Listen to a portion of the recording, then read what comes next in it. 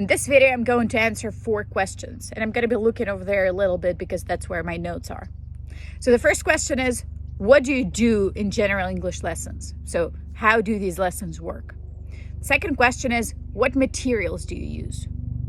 Third question is, how many lessons per week is a good number? And the fourth question is, how do you start? You decided that you want to start. How do you do that? So first of all, general English lessons are perfect for you if you want to improve your overall English level. So in these lessons, we learn new words, collocations, phrasal verbs. We practice grammar. We train your ear and your ability to understand connected speech. So when people speak fast, right?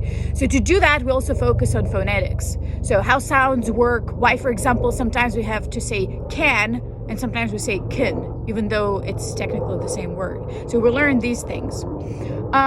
We learn why some words have weak forms and strong forms, how this works, how you can use it to sound more natural in English. Then we also read a lot, work on different reading techniques. And of course, practice.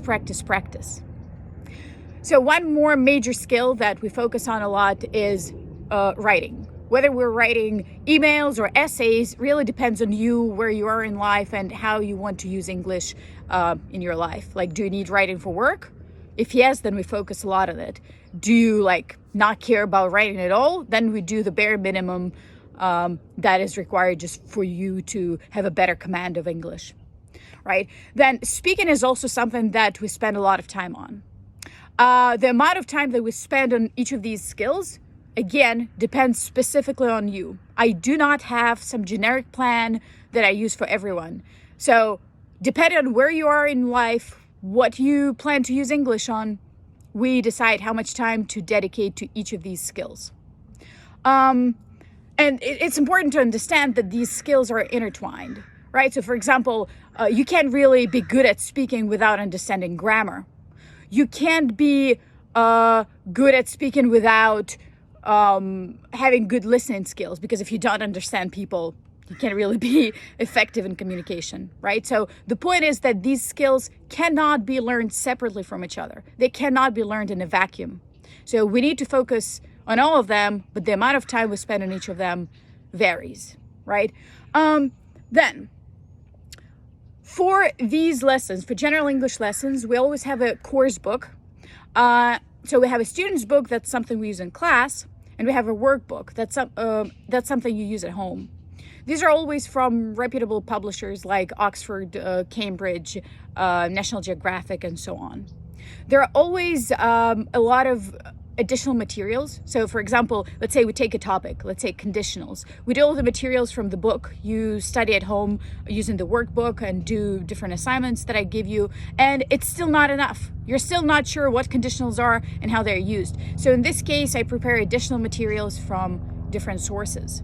So that can be something I make, or that can be something I find in other course books, right? So about these lessons, I'm not going to say that it's all fun. It's a lot of hard work from you and from me, but I'm trying to make it as fun as possible. And, I'm just saying, my students usually look forward to my lessons. So the way I do this is that during lessons, I change activities a lot.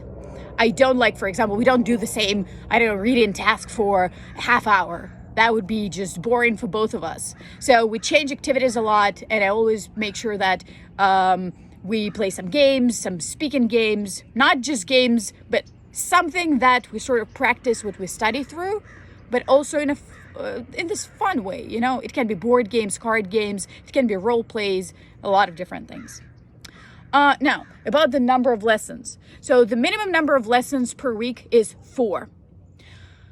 In my experience, anything less than that is just a drop in the ocean. It's just not enough to see any sort of progress to stay motivated. So, it's kind of like, imagine you want to gain muscle and you go to the gym for a half hour every week. Is it good for you? Yes. Is it enough to actually gain a lot of muscle? No. So it's the same here, 4 lessons is just the bare minimum. So if you want to learn English really fast, if you don't want to spend like your whole life focusing on that, studying English a lot, then you probably want to have more lessons. But I understand that you probably have a life, you have a lot of things going on, and it's not always possible because it's 4 hours in class plus homework. So 4 is the bare minimum, right? Then the next thing. So to recap everything I've just told you, general English lessons develop your vocabulary, your reading, your speaking, your writing, and your listening skills. We also focus on pronunciation and grammar. Depending on your specific situation, your strengths, your level, your objectives, your weaknesses, we focus on something specific more and something else less. Like if you don't need writing, we focus less on that. If you are really self-conscious about your pronunciation, we can spend more time on that. So I want you to know that I offer you the best teaching methods with a very personalized approach. That's what these lessons are, right? Now, if you decided that this sounds perfect, this is exactly what you're looking for, how can you start? So there are 2 things that need to be done. First, we have an introductory class. This is when we just have a pleasant conversation, but at the same time, I kind of pay attention to your pronunciation, to your listening skills, to your speaking skills. So when this is done, I send you a welcome test. So this is step 2. I send you a welcome test. This is how I kind of check your grammar, your reading, and your writing. This is something you do at home on your own. It's not going to be too long.